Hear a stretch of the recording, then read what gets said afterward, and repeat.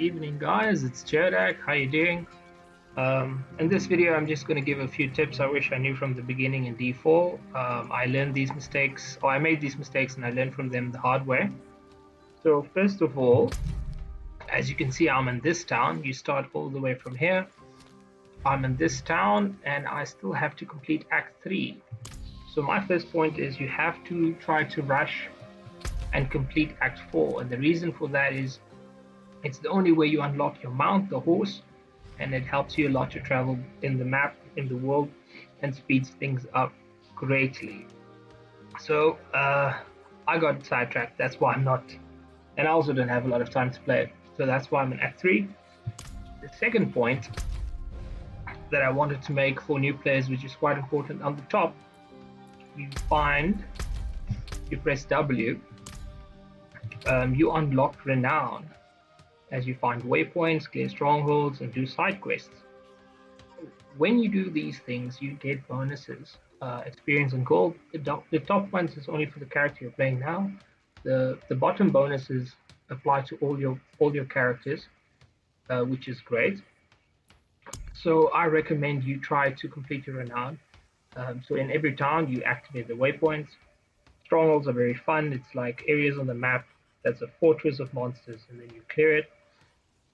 And also collecting the altars and exploring also unlocks renown. So that's point number 2. Point number 3 comes to the main resource of the game is gold, which you should not waste. First of all, when you go to the blacksmith, my skill is unmatched. You can improve your gear, and basically you do not want to waste your gold on upgrading rare gear or even legendaries before level 50 or level 82, which is level 50 the game opens up, you get the Paragon board. It's almost like the mid-range of the game. Level 82 is late game, max character level is level 100.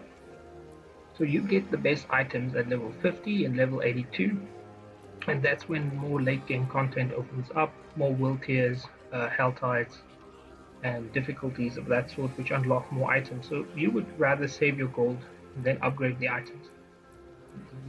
The map is not that difficult, as well as not the quest line. You can actually play in World Tier 1 if you want to make it easier and smoother, which is also great for leveling.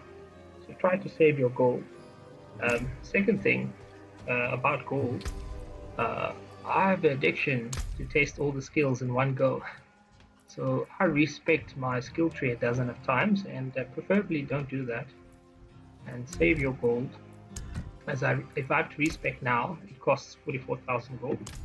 So try not to respec too much, although it's quite fun to try all the skills, especially when you unlock basically when you unlock the whole tree. My last point is, let me quickly go here. It's regarding aspects.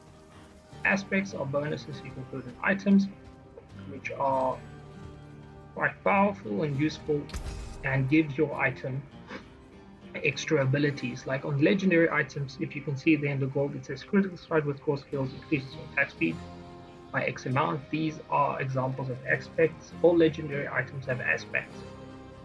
However, you find in the Codex of Power aspects. These ones you can use over and over and put it in different items.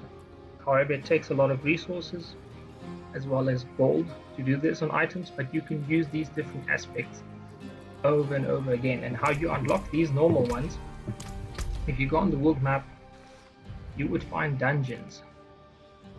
You see one I haven't explored yet, with this icon, and you can see there's the aspect you can collect by clearing the dungeon. This one is for rogues only. So every class has their own aspects to unlock. You can also click on the top. It will show your class only aspects. So there's a ton to collect, and each of them give different abilities which will be added to the item. When it comes to your legendary items which you collect, you can destroy the item to get that aspect. However, if you use this legendary aspect on another item or better legendary, it will use up this aspect. You can't use it repeatedly. So that is another thing to consider, and also try to save it up for level 50 or 82 if you want to optimize things So that's basically that. I think that's all the tips I have. Oh yeah, I almost forgot. Wait, I was supposed to do this at the blacksmith. So let's go back to the blacksmith. Uh, Another point to make regarding upgrading of items. For your rare gear, all the rare or gold items you get, prefer to try not to sell them for gold and then break them down if they're not suiting your build or they're not more powerful than your other gear. Because you use that resource to upgrade your items, as you can see at the bottom left. So in late game, you will use a ton of these, and you also use them in crafting your aspects on the items.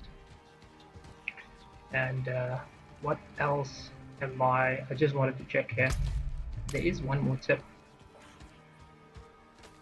These resources also count for your jewelry. So there is a bit of resource management that you have to consider.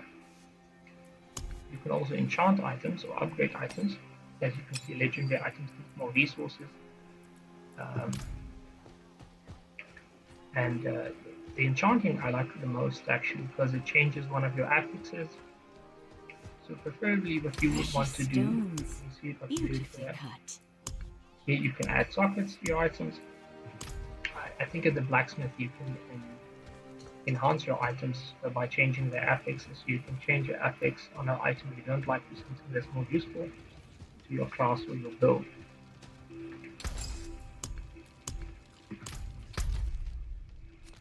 I was supposed to do it there. Okay. I chose this town because it's closer to Act 3, but it seems to have different shops and the forge and they're quite a better distance than the original town which you start at. So here, enchant an item, you can even do it on legendaries. So for example, if you don't like Lucky Hit, it does take a lot of gold. You can do it only once on the item, so be sure what abilities you select. And then it needs a special resource, especially for legendary items, and as well as rares. So that's why you have to take your rares and break them down and save that resource, preferably. But you can do what you want. But okay, let me take this item. This one I already enhanced. And so you can see I changed one of its affixes to cooldown reduction, which is one of the most broken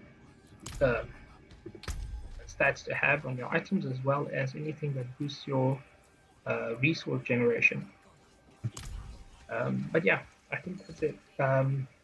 Maybe you guys know it, but I found it very useful tips and something I learned as I go along the way. And I hope you guys have a great evening, enjoy Sanctuary, and I hope these tips help. Thank you. Vortex out.